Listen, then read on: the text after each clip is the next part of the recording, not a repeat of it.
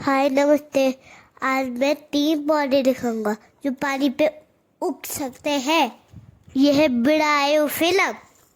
देखो मैंने इसको पानी पे डाला और इसके रूट्स आ गए।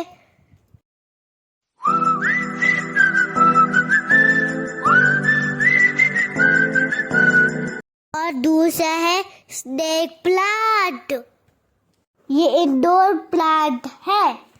इसको घर पे लगाने शुभ होता है। इसको पानी में डाल के रूट्स आ जाते हैं।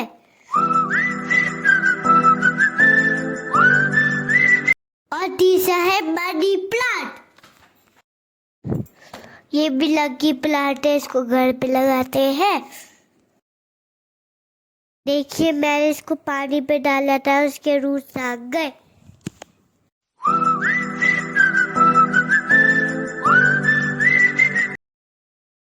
Thank you for watching.